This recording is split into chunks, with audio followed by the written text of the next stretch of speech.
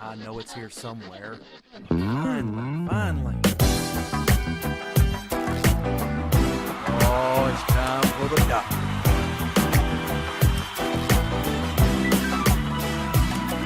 You're listening to Dr. Bill, the computer curmudgeon. Take it away, Doctor. Well, it's that time again, and the doctor is in. It's time once again for Dr. Bill, the computer curmudgeon.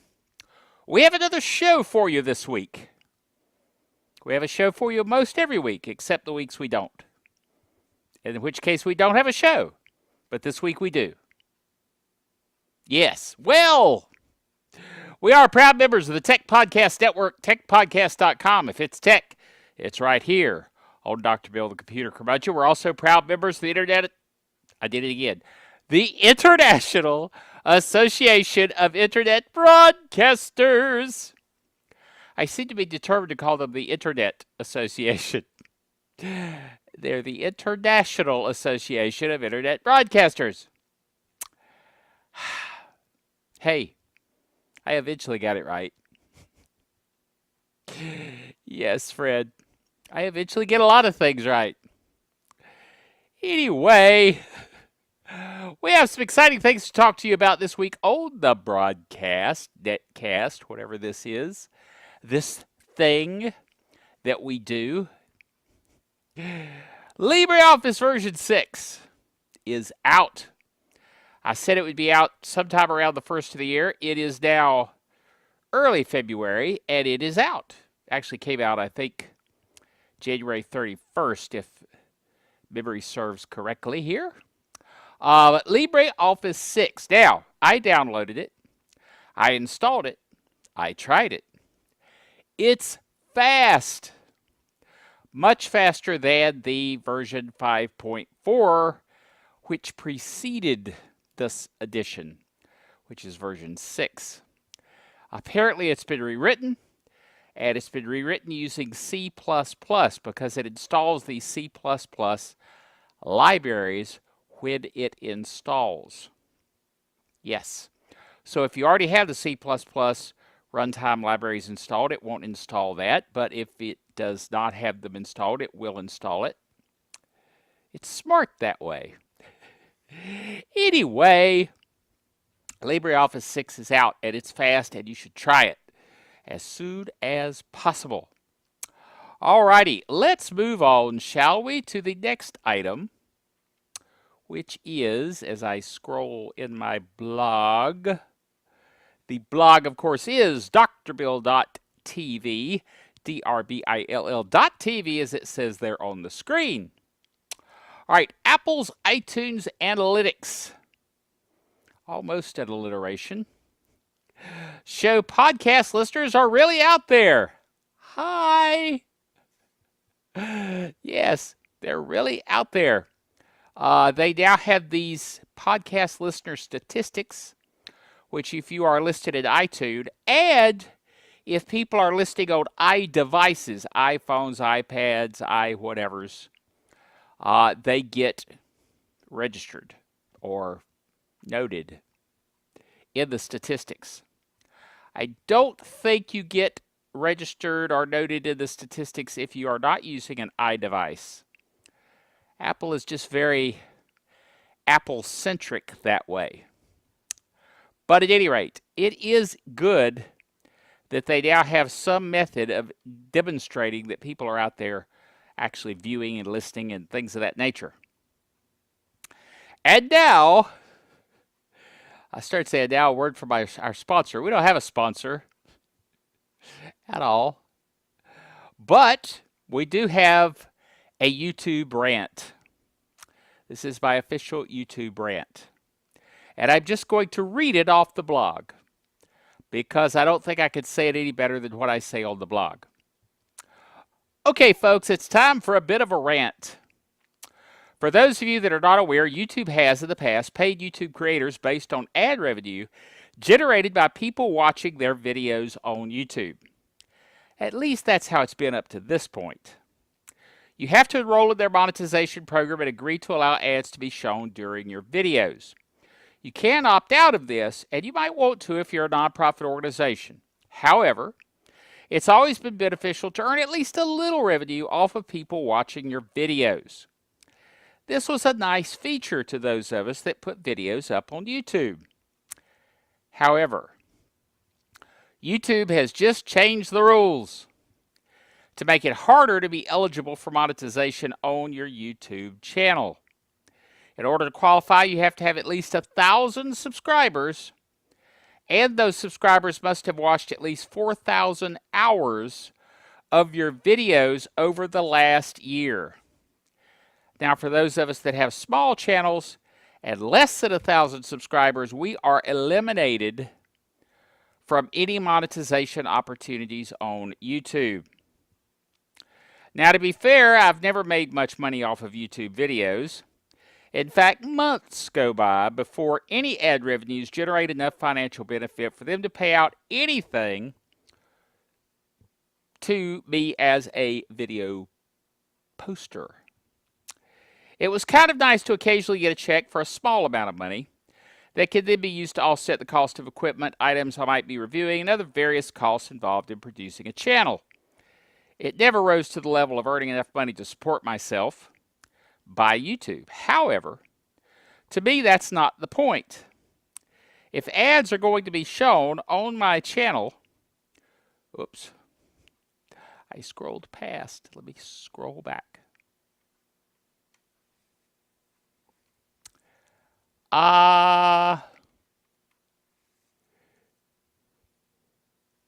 If ads are going to be shown on my channel, I'll get it, and people are going to be watching them, then why would I not get a cut of those ad revenues?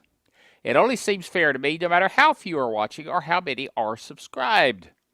But this is not the way YouTube is looking at it. From my point of view, it seems to me that this will cause less people to post videos and express themselves via YouTube. And overall, this would seem to be counterproductive to YouTube itself. This is because the content that small providers generate is what gives YouTube the content that people like to watch. Anyway, I think it's a shame that this has happened, though I don't call it the death of YouTube, as some people have. YouTube will continue, and small providers like me will probably continue to produce videos, perhaps not as enthusiastically as before, but as an outlet for self-expression. YouTube is out there, and we will keep using it. So, that's my rant for today. Got to have a rant every so often. Otherwise, what good is it? Speaking of YouTube, YouTube has developed a thing called YouTubeTV, wherein you can subscribe to YouTubeTV, pay the money for $35 a month, I believe it is right now, and you get about 50 cable channels that you are subscribed to that you can watch. Now, YouTube TV and Roku have announced that they are making YouTube TV available over the Roku. So there's Roku channels. So if you have a Roku device, you can subscribe to YouTube TV. You can watch these cable channels via your Roku and cut the cord, as the saying goes. Whoa! Yes! Geek Software of the Week time! Wow. Fred, you know, you could give me a little warning. Yeah, what's the fun in that? Okay, I get it. Well, Geek Software of the Week this week is really good. A lot of Geek Software of the Weeks are just okay. This one is really good. This is UrBackup, as it says there on the screen. UrBackup. You could pronounce it Youre Back Up. Get it? Yes. I think I'll call it that myself. So Youre Back Up, how does it work? Well, you install it on a Windows PC on your LAN, and then your Windows clients, you install the client for your backup on each one of them. The client goes out and finds the server and then backs up file backups for that PC to the server, and you can set it to back up image backups to the server. And then, this is the cool part to me, you download a CD of your backup. You boot off the CD on bare metal. It goes out and finds the server on your LAN, and you can do a full restore of your image to your PC. Dude, it rocks. Totally free, totally open source. Yes, I have implemented and I like it. It works well. It does take up a lot of disk space, but what do you expect when you back up a whole bunch of PCs to a system, to a server? But hey, if you got enough disk space, and you should be backing up your systems, particularly if you're like me and have multiple systems throughout the house, then there you go. And some of the systems it's backing up for me are virtualized. They're running under VirtualBox on a Linux box. And yet, the Windows PCs that are the virtual instances have the UrBackup client installed, and the backups are occurring across the network. Whoa. Pretty cool. All right, next item. Stargate Origins. You've heard me talk about Stargate Origins. It is a web-asode type version of Stargate, but it's produced by MGM, the people that own Stargate, and it is a high-quality production. And they have released the trailer for Stargate Origins. And it looks pretty good. It looks very Indiana Jones-ish. So, looking forward to that. That will be coming in the, first of the year-ish time frame. February, March, somewhere in that vicinity. Gonna be cool. I like me the Stargate. You know what I'm saying? Okay. Another item. Windows 10 usage has finally surpassed Windows 7 usage, which is a really good benchmark for Windows 10 to have achieved. Now, the great thing to me about this is that people are using Windows 10 now more than Windows 7, and Windows 10 is more secure because there are security patches for it, and it's just overall a more securely written operating system. So, good news. Good news for the security conscious among us. Because the less people that are out there running, I don't know, Windows XP, ouch, and even Windows 7, the better off we are because Windows 10 at least is getting patched on a regular basis. Final item for this week. Keeping Alexa quiet. She did wake up. This is the thing. I was talking about the Alexa commercial that's going to be coming out. I keep watching to see if she's waking up. For the Super Bowl. They're going to have that commercial. And during that commercial, they're going to be using that keyword all during the commercial. So why won't these devices wake up and go, what? What do you want? Because they have a secret way, cool secret way, to keep it from happening. They broadcast a 3,000 to 600 hertz sound, which the device knows needs don't respond to the keyword. Now, 3,000 to 6,000 hertz is below human hearing. Actually, is that right? 20 to 20,000 hertz is human hearing. So why wouldn't a 3,000 to 6,000 hertz signal be audible?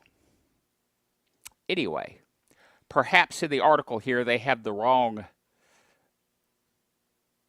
frequency. But at any rate, I don't know. Maybe it's megahertz instead of hertz. Whatever. The point is it's a signal you can't hear. And that signal will be played during the commercials. And that way your device won't wake up and go, what? Sup? That would be cool if it did that. Sup? Anyway, so it's going to keep her quiet during this Super Bowl commercial, which is splendid and worthwhile. Anyway, there you go. This has been an odd program. It feels slightly off. Yes, Fred, I know you think I'm slightly off, but I try. Anyway, that'll do it for this show. Remember, until next time, that the doctor is out of here.